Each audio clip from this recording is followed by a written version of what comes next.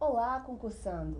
Hoje o Vescom TV vai entrevistar o professor Guilherme Cabral, que atualmente trabalha no TJDFT, mas que já esteve durante 15 anos trabalhando no Banco do Brasil, sendo 8 anos como gerente. Como vai, professor? Tudo bem, Isabela? É um prazer estar aqui com vocês, auxiliando para esse novo concurso do Banco do Brasil 2012.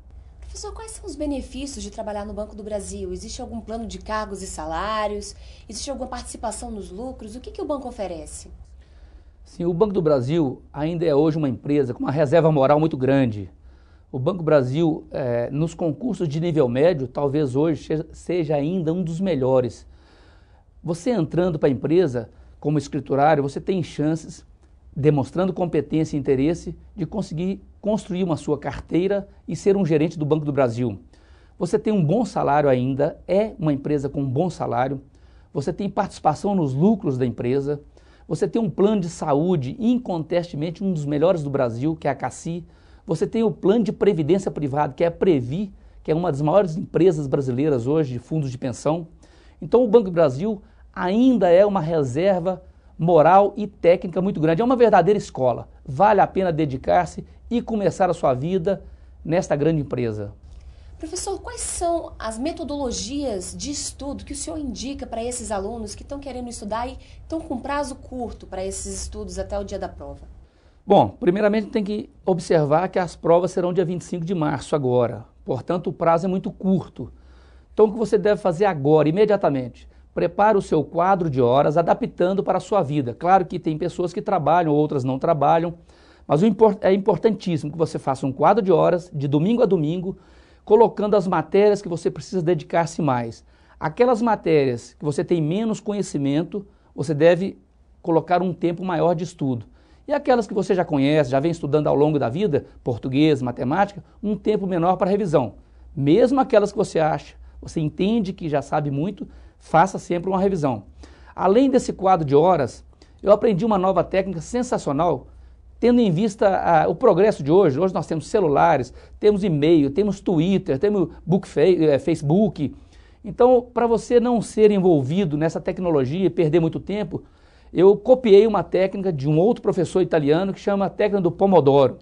Eu adaptei para o estudo, ele preparou essa técnica para o trabalho. O que é a técnica do Pomodoro? Você pega um despertador e coloca despertando de 30 em 30 minutos. Então, naqueles primeiros 30 minutos, você tem o seu primeiro Pomodoro. Você vai estudar aquela matéria que está no seu quadro de horas. Quando o relógio despertar, após 30 minutos, você tira 5 minutos para descansar, tomar um cafezinho, tomar água e ir ao banheiro. Volte, repita por mais 30 minutos, que serão o seu segundo Pomodoro, e assim 4 vezes. Ou seja, você vai fazer 4 Pomodoros de 30 minutos, estudando 2 horas. Terminadas 2 horas, você tira meia hora para você, para ir na internet, olhar seus e-mails, Twitter, Facebook, etc. Terminada essa meia hora de intervalo, volte e repita o seu Pomodoro quantas vezes forem possíveis, de acordo com o seu quadro de estudo. Com isso você vai ganhar tempo, não vai deixar que a tecnologia interfira na qualidade dos seus estudos. Quais são as matérias mais importantes para o aluno estudar? O que ele deve focar nesses dias que antecedem a prova? Olha, as matérias mais importantes hoje, tendo em vista o pouco tempo, atualidades, você deve ler um jornal diariamente, tem que ler, e se possível, a Folha de São Paulo, às quintas-feiras e aos domingos, porque ela traz um resumo da semana. As provas de atualidades, as questões de atualidades, são retiradas invariavelmente da Folha de São Paulo e da revista Veja. Então você estará sempre atualizado, já ganha pontuação grande nessas matérias. Continue fazendo a revisão em português, matemática e informática, que são matérias básicas, e dedique-se particularmente a conhecimentos bancários. Conhecimentos bancários é uma matéria que as pessoas não têm não são ligadas a ela, porque não é matéria curricular. Então dedique-se para isso, você deve adquirir uma apostila atualizada e professores que também tragam a matéria atualizada. Por tratarem-se de mercado financeiro, existem várias alterações ao longo do tempo. E outra coisa importantíssima, resolver questões passadas. Porém, não pegue provas com 3 anos para trás. Por quê? Porque quando você pega questões antigas, de 5, 10 anos atrás, são questões que foram tiradas à época. Houve bastante alterações nessas questões.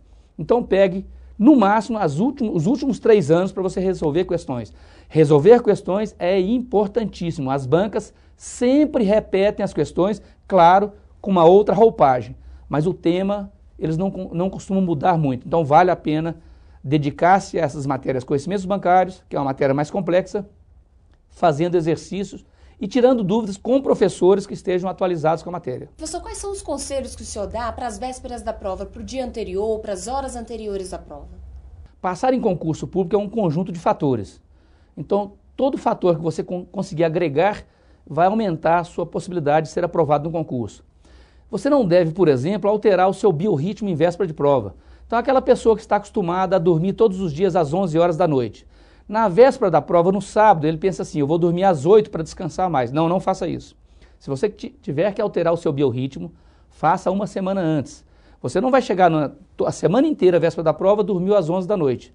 Você vai chegar no sábado, véspera da prova, não vai dormir às 8. Você altera o seu biorritmo, vai trazer complicações no dia da prova. Outra coisa importantíssima, as mudanças em tecnologia têm chegado à conclusão de que você não deve comer doces na hora da prova e nem véspera da prova. Isso porque o açúcar branco, esse doce que as pessoas têm mania de levar para a prova, chocolate, esse açúcar branco ele causa hipoglicemia e rebote. Então é uma ingenuidade comer doce durante a prova. Mas Cabral, o cérebro não funciona com doce, com açúcar? Sim. Por isso você pode olhar todas as regras de campeões, por exemplo, o César Cielo, quando ele foi campeão, no sábado, véspera da competição, o que ele comeu? Macarrão integral. Então você deve, no sábado, ingerir muito carboidrato integral. E no dia da prova, se a prova for à tarde, no almoço, você vai comer macarrão integral, carboidrato integral e também pão integral. Não leve para a prova doces, açúcares e chocolate. Chocolate também é outra ilusão. O chocolate, por si só, ele causa sono. Ele hoje é utilizado com as pessoas mais idosas para aumentar o sono, o relaxamento e eliminar dores, reumatismos, etc. Então o ideal, macarrão integral, pão integral e durante a prova, pão integral e barra de cereal. Evite qualquer tipo de doce, esse açúcar branco, que como eu disse, ele causa comprovadamente hipoglicemia e rebote. Você pode ter sono na prova e causar uma coisa chamada branco químico, ou seja, você esquece a matéria que você estudou. E não esquecer de dormir o que você sempre dormiu normalmente. Essas são as dicas mais importantes para a véspera da prova e para o dia da prova. Professor, muito obrigada pela entrevista. Eu que agradeço a oportunidade. Bons estudos a vocês. Se você tem interesse em se candidatar para o concurso do Banco do Brasil, fique muito atento às datas. As inscrições permanecem abertas entre os dias 23 de janeiro e 14 de fevereiro e as provas serão aplicadas no dia 25 de março. Hoje o Vescom TV fica por aqui e até a próxima.